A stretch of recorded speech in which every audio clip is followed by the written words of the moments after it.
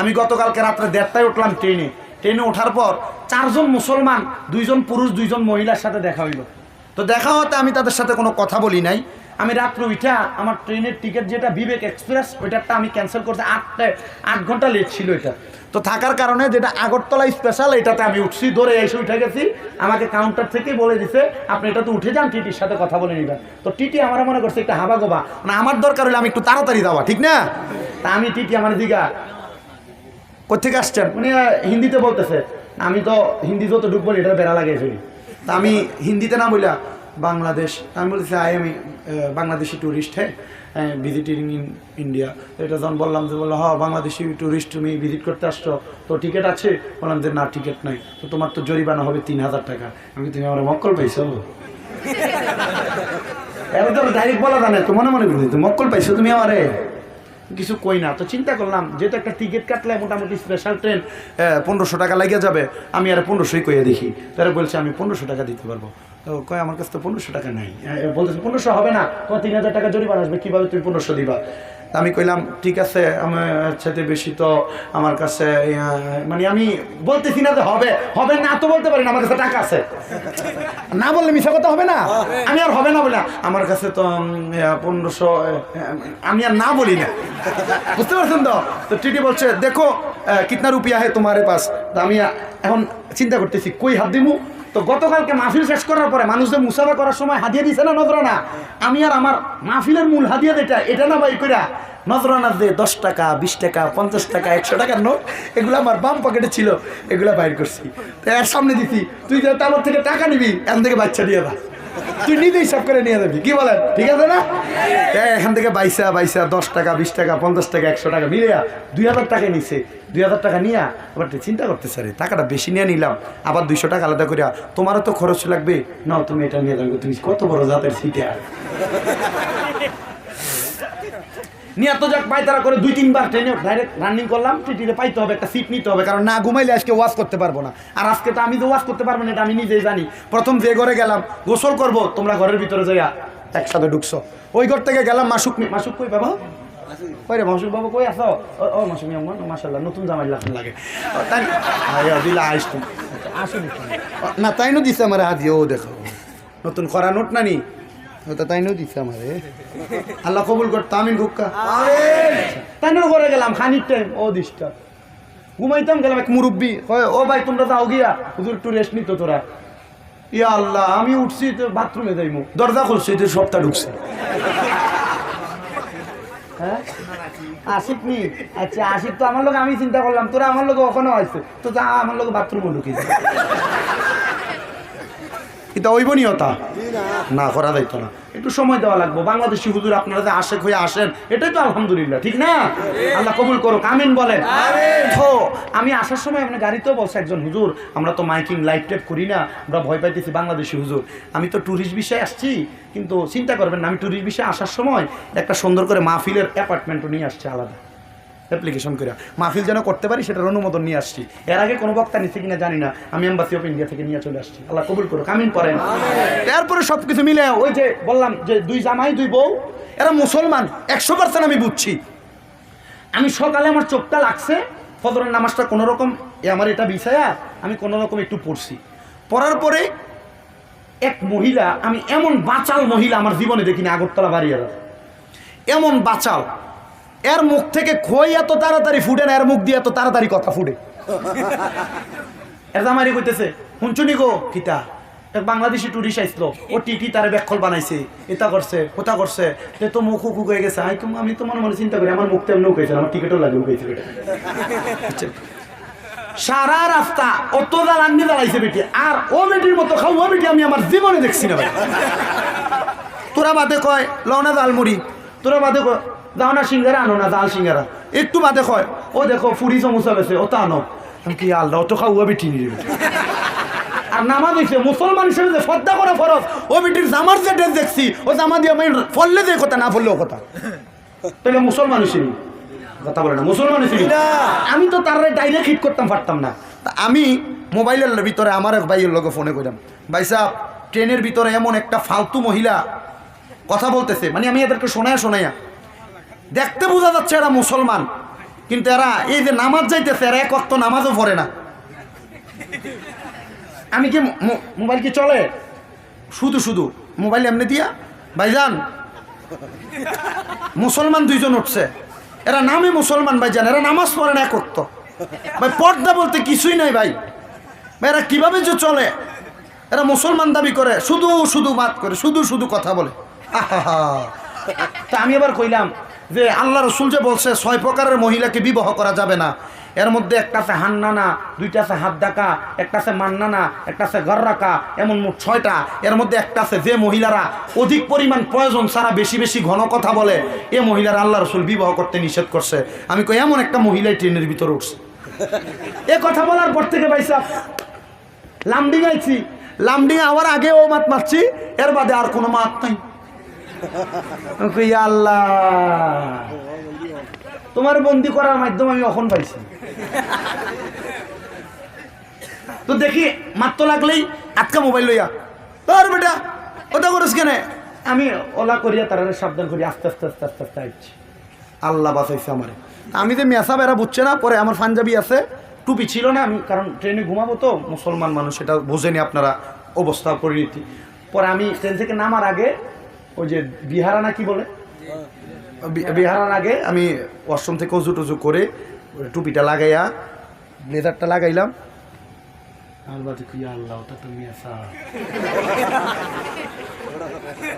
বুঝছেন নি ওজাদ বেটির তাই আপনারা খালাইন বৈরবপুর আছে না নি কি নাই? ও না করে বেটা বেটা নাই বুঝি ওটা বেটি না থাকে বেটা বাংলাদেশ। আমরা বাংলাদেশ তো অভাব নেই, তো ইন্ডিয়া কি মাথা পুরানি গেছে? ইন্ডিয়াও আছে, আছে না নি? তোমরা এখন আছে কইতা না, গেলে ধরবো। তুমি কইতলাই না মিয়া সাহেবের কাছে আছে, আমার কত কইতলা, গলার আবার শুনবো না নি? আপনারা সত্তা কথা সত্তা আল হক মররুন, উচিত কথা তিতা ভালো।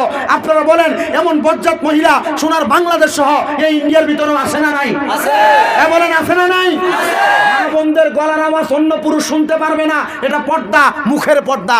মা বোনদের চেহারা অন্য কোনো পুরুষ দেখতে পারবে না, এটা তার চেহারার পর্দা। মা বোন অন্য কোনো পরপুরুষের সামনে যাইতে পারবে না, এটা তার দেহের পর্দা। আপনারা বলেন মুসলমান হিসেবে মা বোনদেরকে পর্দা করানোর দরকার আছে না? আছে। আছে তোমরার মাথা, তোমরা তা না করিয়া তোমরা বেটিতে নিলে তোমরা তা ঘুরবার লাগে যাও কি না? মাথা না যায়নি হুজুর, যায়নি মাথা এখন কইতা না। তুমি বাজারও ঘুরোর, ও বাজারে বাজারে যান, আবার বাজার করে দোকানদারি করে মুসলমানের বেটিয়ে করে কিনা? আরে হিন্দু ধর্মের ভাইয়েরা করুক, এটা তাদের বিষয়, তাদের সাথে আমাদের কোনো দ্বন্দ্ব নাই। আছে কোন বিধর্মীদের সাথে আমাদের কোনো দ্বন্দ্ব নাই, ওনারা ওনাদের ধর্ম পালন করবে, কারণ লাকুম দিনুকুম ওয়ালিয়া দিন। আমার এই ভারতের আসাম রাজ্যের কালাইন ভৈরবপুর 4 নং জামে মসজিদের বাৎসরিক ওয়াজ দোয়ার মাহফিলে আগন্তুক আমার আলেম সমাজ দাড়ি পাকা মুরব্বী বাবাজিরা, যুবক নওজোয়ান ভাইয়েরা, ছোট্ট ছোট্ট মাসুম বাচ্চারা, পর্দার অন্তরালের মধ্যে আলোচনা শ্রবণরত আমার মা বোনেরা, যারা যারা জান্নাতের বাগান মাইকের আওয়াজ শুনতেছেন, আপনারা কেউ জবান বন্ধ রাখবেন না। আপনারা বলেন আমাদের জবান যিনি দিয়েছেন তিনার নাম কি? ওই আল্লাহরে আল্লাহ বলে ডাকতে লাভ আছে না নাই? একটাবারে ডান হাত তুলে জোরে ডাক দেন আল্লাহ, মুহাব্বতের আওয়াজে ডাক দেন আল্লাহ, দুটো হাত তুলে পড়েন ইয়া রাসূলুল্লাহ, উচ্চ কণ্ঠ পড়েন ইয়া ওলি আল্লাহ।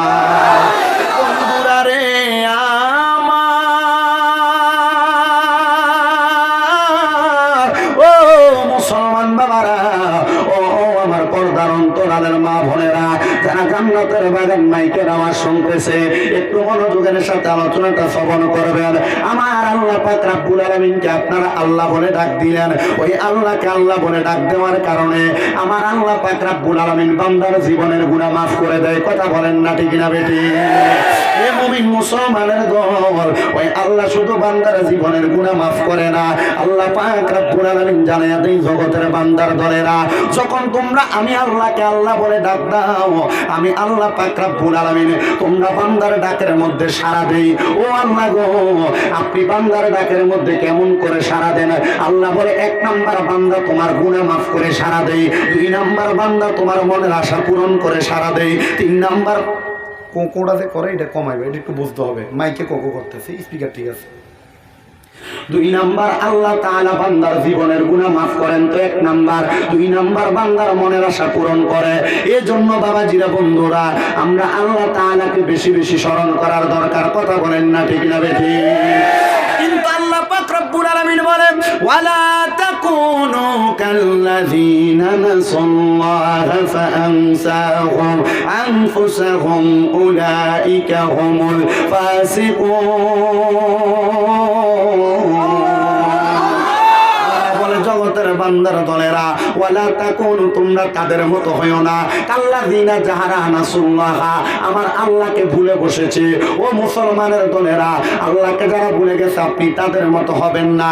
আপনারা মুহাব্বতের আওয়াজে বলেন আমাদের সবার অন্তরে আল্লাহর ভালোবাসা নবীর ভালোবাসা আছে না নাই?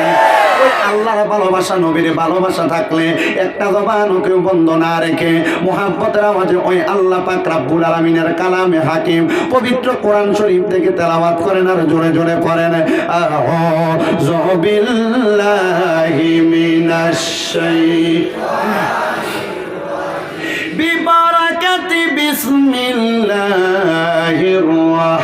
রাহমানির রাহিম কুল লা আসআলুকুম আলাইহি আজরান ইল্লাল মাওয়াদ্দাতা ফিল কুরবা في حديث الشريف قال النبي صلى الله عليه وسلم الفاطمة سيدات النساء أهل الجنة أو كما قال عليه الصلاة والسلام. وقال في حديث الشريف قال النبي صلى الله عليه وسلم أنا مدينة العلم وعلي بابها أو كما قال عليه الصلاة والسلام. وقال في رواية الحديث قال النبي صلى الله عليه وسلم الحسن والحسين سيد شباب أهل الجنة أو كما قال عليه الصلاة والسلام. وقال في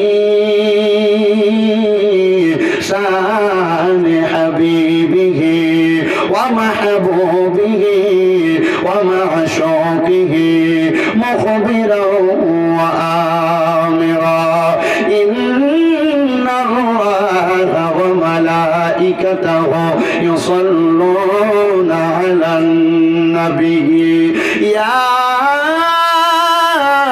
أيها الذين آمنوا صلوا عليه وسلموا تسليما. اللهم صل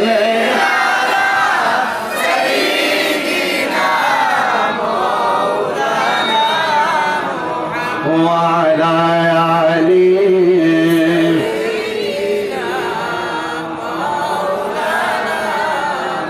আরো জবান খুলে মুহাব্বতের আওয়াজে পড়েন আল্লাহুম্মা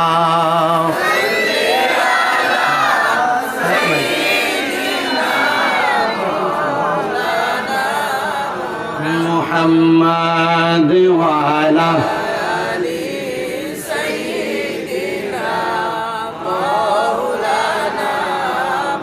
কেউ বা যাবে জাহান্নামে কেউ বা যাবে জান্নাতে আমরা উম্মত দাঁড়িয়ে থাকব নবীজি আপনার সন্ধানে আল্লাহুম্মা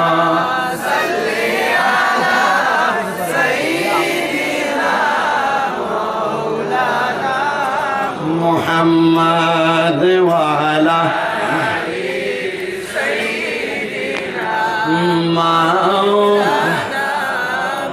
আমার জায়গা হবে নি আমার মরা লাশের লাইগা মসজিদের পাশে আমার কবর দিও কইরায় আমার জায়গা হবে নি আমার জায়গা হবে নি আমার মরা লাশের লাইগা মসজিদের পাশে আমার মসজিদের পাশে আমার কবর দিও কইরায় আমার জায়গা হইবে।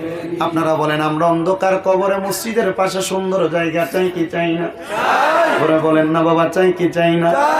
একদিন আসরের নামাজের পরবর্তী সময় মরণের কথা স্মরণ হওয়ার সাথে সাথে ঘুম থেকে সজাগ হওয়ার সাথে সাথে গজলটা আমি নিজে লিখলাম।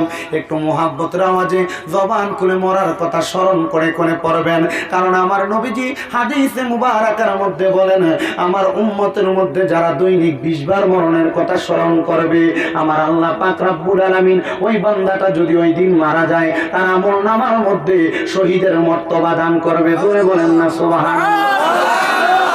একটু জবান খুলে মরণের কথা স্মরণ করে পড়েন, আমার জায়গা হবে আমার মরা লাশের লাইগা মসজিদের পাশে, আমার মসজিদের পাশে আমার কবর দিও কইরাই আমার জায়গা হবে নি। এলাকাবাসী রে, আমি তোমার ছেলে সন্তান কয়দিনের লাগিয়া, মরার পরে সবাই আমায় যাবে রে বলিয়া। জগতে বাসী রে, আমি তোমার ছেলে সন্তান কয়দিনের লাগিয়া, মরার পরে সবাই আমায় যাবে রে বলিয়া। তোমরার দুয়ার মাঝে আমায় রাইকো সরকে কইরাই আমার জায়গা হবে নি, আমার জায়গা হবে নি। আমার মরা লাশের লাইগা মসজিদের পাশে, আমার মসজিদের পাশে আমার কবর দিও কইরাই আমার জায়গা।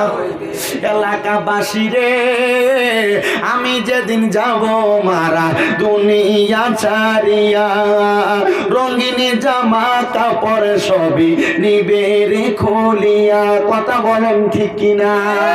এলাকাবাসী রে, আমি যেদিন যাবো মইরা দুনিয়া ছাড়িয়া, গায়ের রঙিন জামা কাপড় নিবে রে খুলিয়া।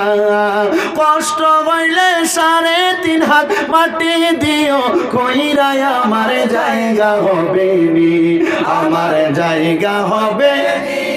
আমার মরা লাশের লাইগা মসজিদের পাশে, আমার মসজিদের পাশে আমার কবর দিও কইরাই আমার জায়গা হবে নি। জগতে বাসী রে, আমি যেদিন যাব মারা দুনিয়া ছাড়িয়া, ভাই বন্ধু আত্মীয় স্বজন যাবে রে ভুলিয়া। জগতে বাসী রে, আমি যেদিন যাব মারা দুনিয়া ছাড়িয়া, ভাই বন্ধু আত্মীয় স্বজন যাবে রে ভুলিয়া।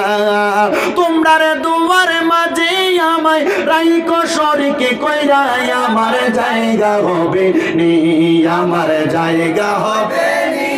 আমার মরা লাশের লাইগা মসজিদের পাশে, আমার কবর দিও কইরাই আমার জায়গা হবে নি। আল্লাহুম্মা সাল্লি নুমান, এই নুমান নুমান চলে না, ওয়ালা আলি। কারো থেকে হটস্পট নাও, কারো থেকে হটস্পট নাও, হটস্পট। নবীজি আপনার প্রেমে পড়ে হযরত হামজালা জীবন দে, আল্লাহ তাআলা খুশি হয়ে ফেরেশতার হাতে গোসল দে। আল্লাহুম্মা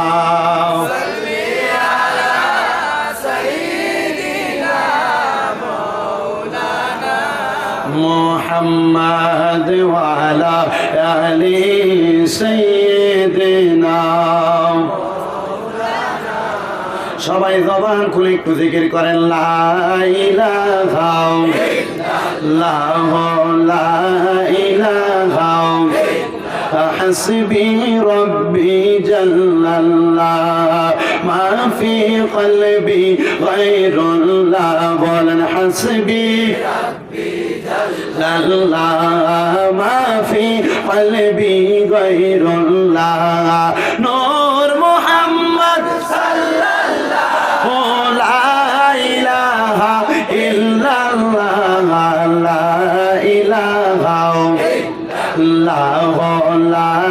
ইলাহা অনেক দূরে মদিনা আইরে যার নাই কোনো তুলনা বলেন অনেক দূরে মদিনা আইরে যার নাই কোনো তুলনা আল্লাহ একেবারে মদিনা দেখাও না আল্লাহ একেবারে মদিনা দেখাও না আমরার মনে মানা মানে না লা ইলাহা লা ইলাহা লা গায়রে আমরা বড় ভাগ্যবান আমরার নবীজি আল্লাহর মেহমান দয়া করে করলেন দানে বলেন দয়া করে করলেন দানে নবীজি ইমানের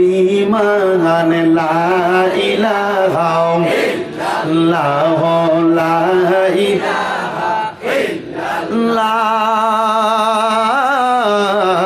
ইলাহা ইল্লাল্লাহ মুহাম্মাদুর রাসূলুল্লাহ সাল্লাল্লাহু আলাইহি ওয়াসাল্লাম আমার কালাইন এলাকার বাবারা ও আসাম রাজ্যের বিভিন্ন স্থান থেকে আগত সম্মানিত শ্রোতা মণ্ডলীরা এই জান্নাতের বাগানের মধ্যে আপনারা যদি কেন আসলেন প্রশ্ন করা হয় আপনাদেরকে কেউ টাকা দিয়া ভাড়া কইরাই না মাহফিলে বসাইছে আপনারা বলবেন হুজুর না না না আপনারা কি তাবারুকের লোভে আপনারা কি সিন্নি পাওয়ার লোভে বসছেন আপনারা বলবেন হুজুর না ও মুসলমান কেন তোমরা মাহফিলের মধ্যে বসলা বলে হুজুর আমরা মাহফিলে বসার কারণ হইল একটা কারণ আমরা দুনিয়াতে কত গুনাহ করলাম আমরার গুনার খবর দুনিয়ার কেউ জানে না মা যদি জানতাম না রে ফুট কইয়া পরিচয় দিত না এ মুরব্বীরা বুকের মধ্যে হাত দিয়া বলো তোমার গুনাহগুলা যদি তোমার ফুতে দেখতো তোমার বাপ কইয়া পরিচয় দিত না ও আল্লাহ গো আমরা তো জীবনে অনেক গুনাহ করলাম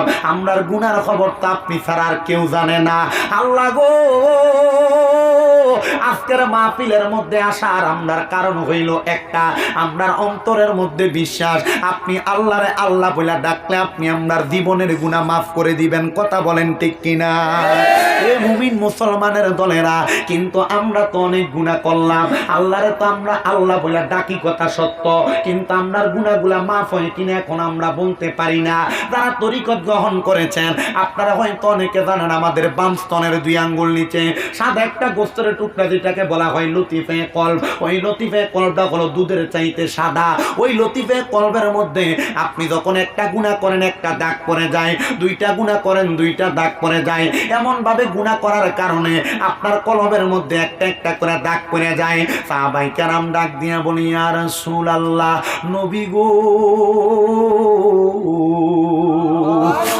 ও মায়ার নবীজি আপনি নবীর কাছে আমরা জানতে চাই এই গুনাহগুলা কি পরিষ্কার করা যাবে না আমার নবী ডাক দিয়া কই ও সাহাবীরা লিকুল্লি শাইইন সাকালা প্রত্যেকটা বস্তুকে পরিষ্কার করার এক একটা যন্ত্র আছে ইয়া রাসূলুল্লাহ নবী গো ও মায়ার নবী গো আমরার কলবের মধ্যে যে গুনাহ আছে গুনাহগুলা পরিষ্কার করার যন্ত্রটা কি আমার নবী এখন না আরো 1500 বছর আগে বলে দিয়ে গিয়েছেন ওয়াসিকালাতিল কুলুবি যিকরিল্লাহ অন্তরের কলবের ময়লাগুলা পরিষ্কার করার যন্ত্রটার নাম হলো আল্লাহ নামের জিকির এ মুমিন মুসলমানের দলেরা আপনারা সোশ্যাল মিডিয়ার মাধ্যমে আমরা বাংলাদেশি বক্তাদের অনেক জিকির আজকাল শুনে থাকেন এজন্য বাবারা ডাইনে বামে না তাকাইয়া চক্ষুটা বন্ধ করে দিয়ে নিজের জীবনের গুনার কথা স্মরণ করে এক তালে এক সুরে শুধু আমার সাথে আপনারা আল্লাহ আল্লাহ করবেন আর আমি মাঝে মাঝে দুই একটা মানকাবাত শান পড়ব কেউ জবান বন্ধ রাখবেন না জোরে জোরে আল্লাহর জিকির করেন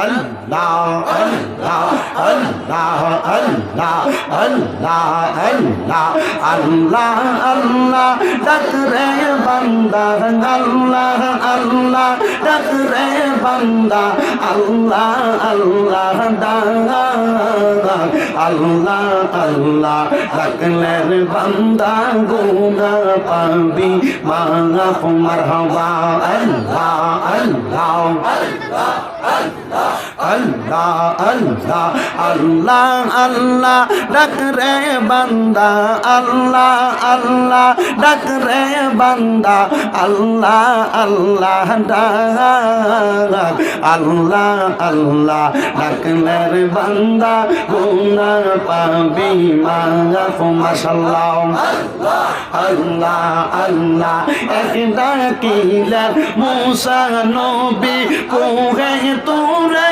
গেলেন চলি এক ডাকিলেন মুসা নবী কোহে তোরে গেছেন চলি খোদার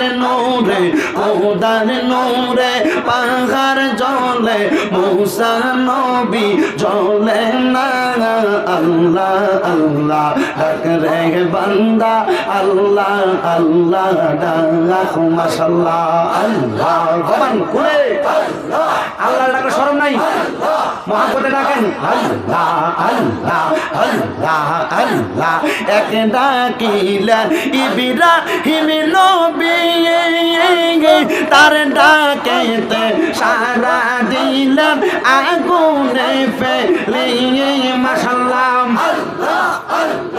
এক ডাকিলেন ইব্রাহিম নবী তার ডাকেতে সারা দিলেন আগুনে ফেলিয়ে মাশাআল্লাহ আগুন হইল ফুল বাগিচা আগুন হইল ফুল বাগিচা নবী তো জ্বলে না রে আমি কি নাম দইরা ডাকবো আল্লাহ ডাকবো তোমার রে মাশাআল্লাহ আল্লাহ আল্লাহ আরেকে ডাকলেন ইউনুস নবীজি তার ডাকেতে সারা দিলা আগুনে ফেলিয়ে মারহাবা এক ডাকিলেন ইউনুস নবীজি তার ডাকেতে সারা দিলা মাছের পেটে নিয়ে মাশাআল্লাহ দোয়ায়ুনো সে রসিলাই দোয়ায়ুনো সে রসিলাই মাফ করলা তারে আল্লাহ আল্লাহ ডাক রে বান্দা আল্লাহ আল্লাহ ডাক মাশাআল্লাহ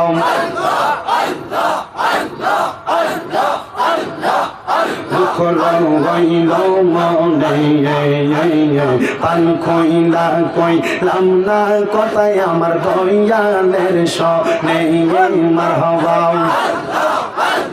পান খইলা কইলাম না কথায় আমার প্রাণ মোর শীদের শোনে জ্বালা রইল মনে পান খইলা কইলাম না কথায় আমার দয়ালের শোনে মাশাআল্লাহ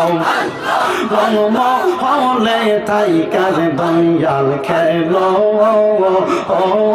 আজব খেলাও মারহাবা পিছন দিকে চাইয়া দেখো পিছন দিকে চাইয়া দেখো বুইবা আনি যাই বেলা মনরে পাগল দিলে মুখে লরে হে আল্লাহর নাম মাশাআল্লাহ আরে বেটা ভিডিও কর কুতুর কুতুর করে লা ইলাহা ইল্লাল্লাহ মুহাম্মাদুর রাসূলুল্লাহ সাল্লাল্লাহু আলাইহি ওয়াসাল্লাম সবাই জবান খুলে মুহাব্বতের আওয়াজে পড়েন আলহামদুলিল্লাহ।